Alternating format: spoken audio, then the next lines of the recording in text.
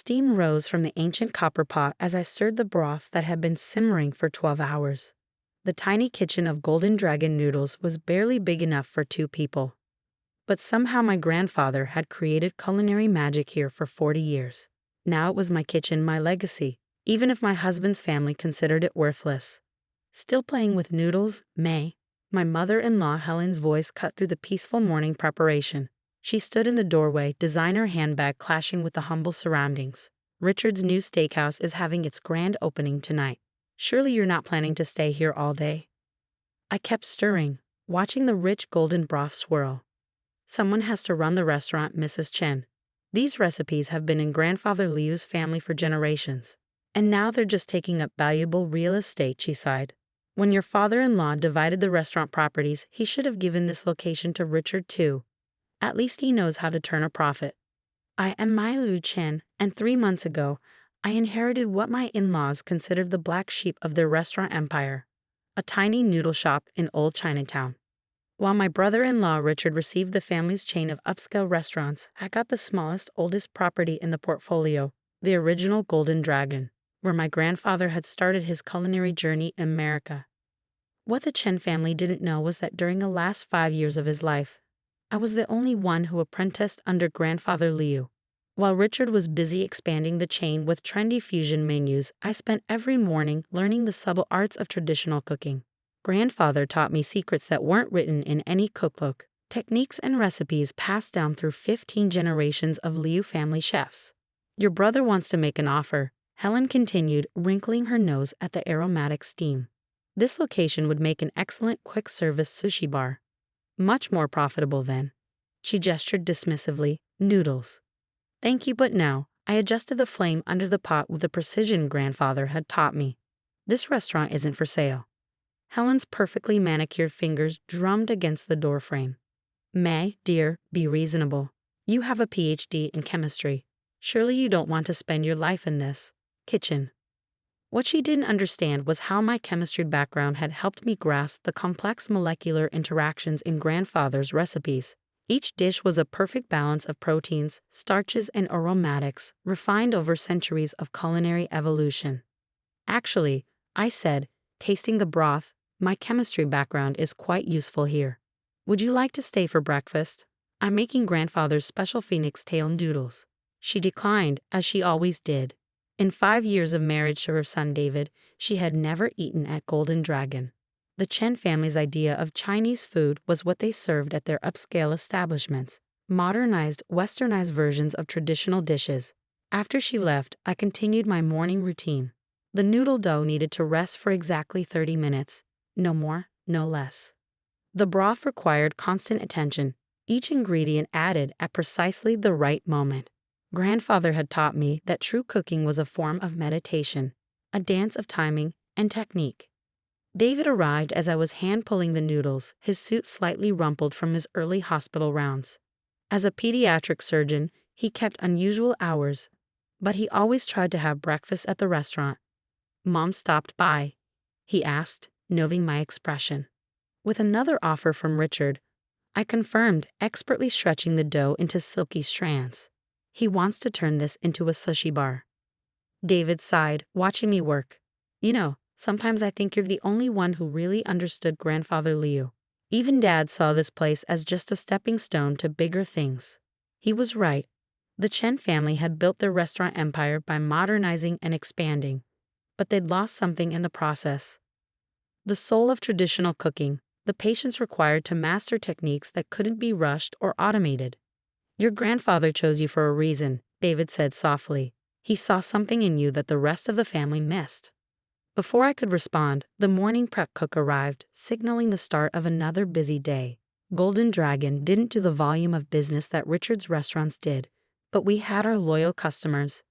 People who understood the difference between fast food and food that took time to perfect. That afternoon, as the lunch rush wound down, an elderly man in an immaculate suit came in alone. Something about his deliberate movements caught my attention.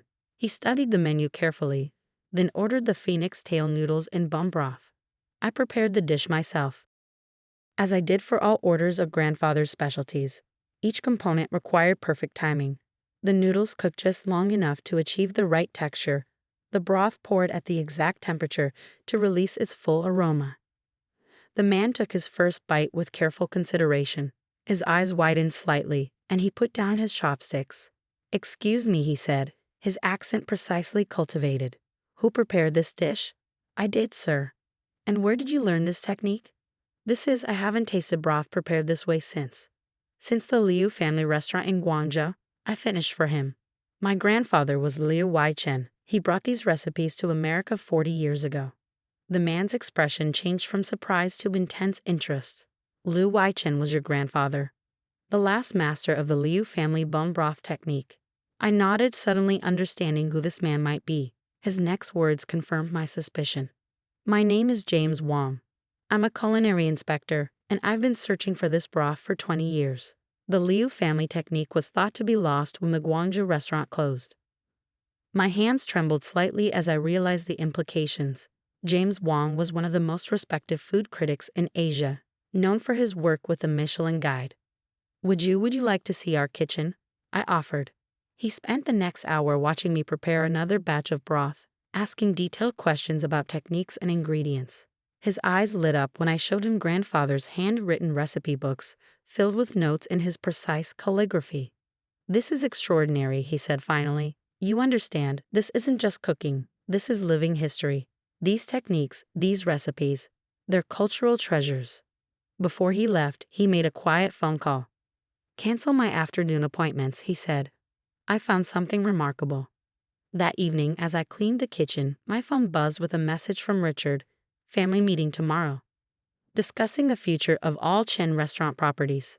Attendance mandatory." I looked around the tiny kitchen, at the worn but perfectly maintained equipment, at grandfather's recipes carefully preserved in their waterproof box. Tomorrow would change everything, but not in the way my in-laws expected. Sometimes the most valuable inheritances aren't the biggest or most obvious. Sometimes they're hidden in simple things, like a perfectly prepared bowl of noodles, carrying centuries of history in every bite. The Chen family's private dining room at Imperial Palace, their flagship restaurant, sparkled with crystal and gilt.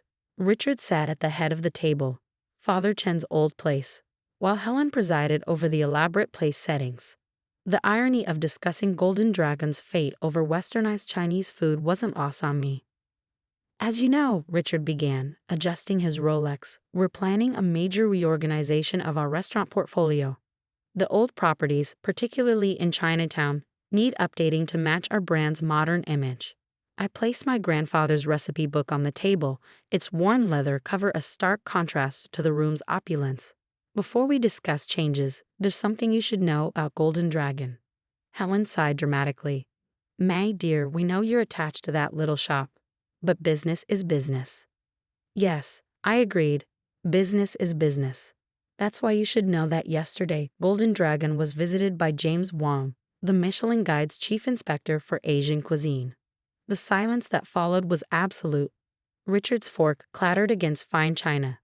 "That's impossible," Helen whispered. "Why would a Michelin inspector visit a noodle shop?" "Because," a new voice said from the doorway, "we've been searching for the Liu family bone broth technique for 20 years. James Wong entered, followed by 2 other inspectors. When authentic culinary traditions are lost, they're often lost forever. Finding someone who has truly mastered these techniques is extraordinary." Richard recovered first. "Mr. Wong, I'm Richard Chen, CEO of Chen Restaurant Group. If you're interested in traditional Chinese cuisine, our chef at Imperial Palace serves competent but modernized food." Wong interrupted politely. "What your sister-in-law creates at Golden Dragon is something else entirely. Something we thought was lost when the Liu family restaurant in Guangzhou closed 40 years ago." I opened grandfather's recipe book. These techniques have been passed down through 15 generations of Liu family chefs. Each recipe is a piece of living history. The next 2 hours transformed everything. Wong and his team explained the historical significance of the Liu family techniques, how they represented an unbroken line of culinary tradition dating back centuries. They showed videos of my bone broth preparation compared to other restaurants, highlighting the subtle differences that set it apart. "We're prepared to award Golden Dragon a Michelin star immediately," Wong announced. with the possibility of a second star after our full review process. Helen's face had gone pale. Richard looked like he'd swallowed something sour. But it's just noodles, he stammered. Just noodles? Wang raised an eyebrow. Your sister-in-law's phoenix tail noodles represent 500 years of refined technique. The bone broth alone takes 3 days to prepare properly. What she creates isn't just food, it's cultural heritage in edible form. I pulled out my own notebook filled with the detailed notes I'd taken during my apprenticeship with Grandfather. I've spent 5 years learning these techniques. My chemistry background helped me understand the molecular processes, but the real mastery comes from practice, from understanding the subtle signs that can't be written down. We're also recommending Golden Dragon for inclusion in UNESCO's Intangible Cultural Heritage list, one of the other inspectors added. These techniques need to be preserved. David, who had been quiet until now, spoke up. That's what Grandfather was protecting all these years. Not just recipes, but history. The transformation of Golden Dragon began immediately. While we maintained the original tiny restaurant, we expanded into the adjacent building, creating a culinary school focused on traditional techniques. The waiting list for tables grew to months long, but we kept prices reasonable, just as Grandfather would have wanted. Richard's attitude changed when he realized the marketing potential of having a Michelin-starred restaurant in the family portfolio.